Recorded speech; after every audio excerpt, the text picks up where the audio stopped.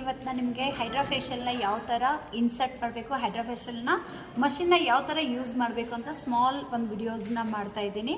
First ನಾನು ಇವಾಗ ನಿಮ್ಗೆ ತೋರಿಸ್ಕೊಡ್ತೀನಿ ಬನ್ನಿ. ಫಸ್ಟ್ ಇಲ್ಲಿ ನಮ್ಗೆ ಏನು ಮಾಡಬೇಕಂದ್ರೆ ಸ್ಟಾರ್ಟ್ ಮಾಡಬೇಕು. ಇದನ್ನು ಈ ಥರ ಸ್ಟಾರ್ಟ್ ಮಾಡಿದಾಗ ಇಲ್ಲಿ ರೆಡ್ ಲೈಟ್ ಬರುತ್ತೆ.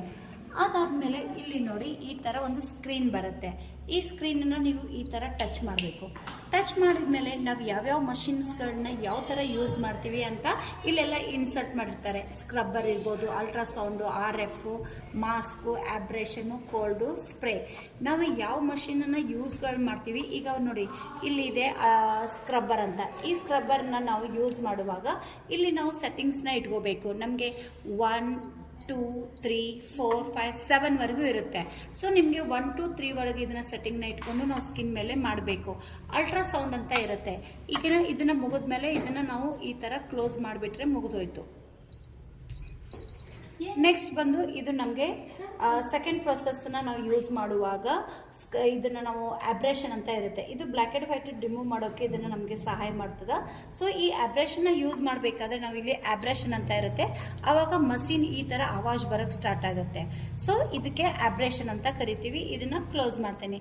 ಇದಾದಮೇಲೆ ಕ್ರೀಮ್ನ ಪ್ಯಾನಿಟ್ರೇಟ್ ಮಾಡೋಕ್ಕೆ ನಾವೇನು ಮಾಡ್ತೀವಿ, ಈ ಅಲ್ಟ್ರಾಸೌಂಡ್ ಮಷೀನನ್ನು ಯೂಸ್ ಮಾಡ್ತೀವಿ.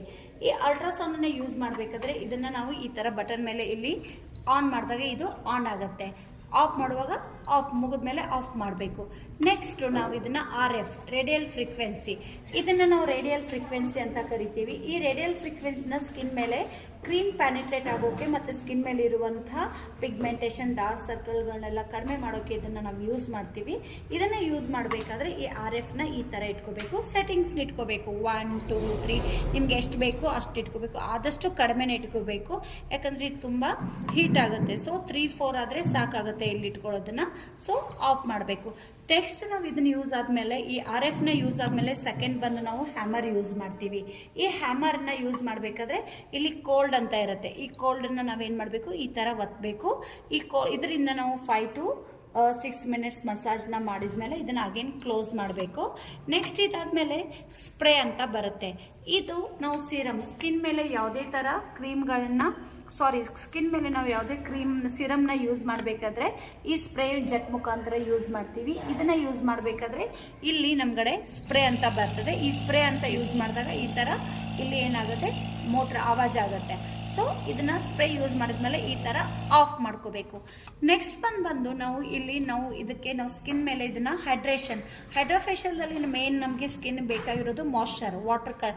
ಸೊ ಅದಕ್ಕಾಗಿ ನಾವು ಈ ಮಷಿನ್ಸ್ಗಳನ್ನ ಬಳಸಬೇಕಾದ್ರೆ ಇಲ್ಲಿ ನಾವೇನು ಮಾಡ್ತೀವಿ, ವಾಟರ್ ಕಂಟೆಂಟನ್ನು ನಾವು ಯಾವ ಥರ ಇಟ್ಕೋಬೇಕು. ಇಲ್ಲಿ ನೋಡಿ ಲೈಟ್ ಒಂದು ಪಾಯಿಂಟ್ ಇರ್ತದೆ, ಮಿನಿಮಮ್ ಮತ್ತು ಮ್ಯಾಕ್ಸಿಮಮ್ ಅಂತ ಇರುತ್ತೆ. ಸೊ ವಾಟ್ರನ್ನ ನಾವು ಈ ಮ್ಯಾಕ್ಸಿಮಮ್ ಲೆವೆಲ್ಗಿಂತ ಸ್ವಲ್ಪ ಕಡಿಮೆ, ಅಂದರೆ ಮಿನಿಮಮ್ ಮ್ಯಾಕ್ಸಿಮಮ್ ಮಧ್ಯದಲ್ಲಿ ಮೀಡಿಯಮ್ದಲ್ಲಿ ಇಟ್ಕೋಬೇಕು. ನೆಕ್ಸ್ಟ್ ಬಂದು ನಾವು ಏರ್, ನಮಗೆ ಏರ್ ಯಾವ್ದು ಬೇಕು, ಮ್ಯಾಕ್ಸಿಮಮ್, ಮಿನಿಮಮ್, ಮಧ್ಯದಲ್ಲಿ ಮೀಡಿಯಮ್ನ ಈ ಏರ್ನ ಇಟ್ಕೋಬೇಕು. ಅದಾದಮೇಲೆ ನಮ್ಮಲ್ಲಿ ಇದಕ್ಕೆ ನಾವು ಹೈಡ್ರಾ ಫೇಶಿಯಲ್ದಲ್ಲಿ ಮೇನ್ 3 ಸೂತ್ರಗಳು ಇವು: AS1, SA2 ಮತ್ತು AO3. ಈ 3 ಥರದ ಏನು ಕೆಲಸಪ್ಪ ಅಂತಂದರೆ ಸ್ಕಿನ್ ಮೇಲೆ ನಮಗಿರುವಂಥ ಇದು ನಮಗೆ AS1 ಏನಿದೆಯಲ್ಲ ಇದರಲ್ಲಿ ನಾವು ಈ ವಾಟರ್ ಬಾಟಲ್ನಲ್ಲಿ ಹಾಕ್ತೀವಿ. A ಅಂತ ಇರೋದನ್ನು ಇದೇನು ಮಾಡುತ್ತೆ ಅಂತಂದರೆ ನಮಗೆ ಕ್ಲೆನ್ಸಿಂಗ್, ಸ್ಕಿನ್ನನ್ನು ಕ್ಲೆನ್ಸ್ ಮಾಡೋದಕ್ಕೆ ಇದು ಸಹಾಯ ಮಾಡುತ್ತೆ. ಈ ವಾಟರ್ನ ನಾವು ಯೂಸ್ ಮಾಡಬೇಕಾದ್ರೆ ಇದು 1/4 ಅಂದರೆ ನೀರು 3 ಭಾಗ, ಇದು 1 ಭಾಗನ ಮಿಕ್ಸ್ ಮಾಡಬೇಕು. ಅದೇ ಥರ ನಾವು ನಂಬರ್ 2 S2, ಇದು ನಮಗೆ ಸ್ಕಿನ್ನಲ್ಲಿರುವಂಥ ಆಯಿಲಿ ಸ್ಕಿನ್ಗೆ ಇದನ್ನು ನಾವು ಯೂಸ್ ಮಾಡ್ತೀವಿ. SA2 ಅಂತ ಇದನ್ನು ಕೂಡ ಹಾಗೆ 3:1 ಅಥವಾ 3 ಭಾಗ ನೀರು 1 ಭಾಗ ಈ ವಾಟರ್ನ ಹಾಕಬೇಕು. ನೆಕ್ಸ್ಟ್ ಬಂದಿದ್ದು ಕಾಂಬಿನೇಷನ್ ಸ್ಕಿನ್ನಿಗೆ ನಾವು ಯೂಸ್ ಮಾಡ್ತೀವಿ AO3 ಅಂತ ಹೇಳಿ. ಸೊ ಇದನ್ನು ಕೂಡ ಅಷ್ಟೇ 3 ಭಾಗ ನೀರು 1 ಭಾಗ ಈ ಸಿರಮ್ನ ಯೂಸ್ ಮಾಡಿ ಇದರಲ್ಲಿ ನಾವು ಪಿಲ್ ಮಾಡಬೇಕು. ABC ಅಲ್ಲಿ ಪಿಲ್ ಮಾಡಬೇಕು.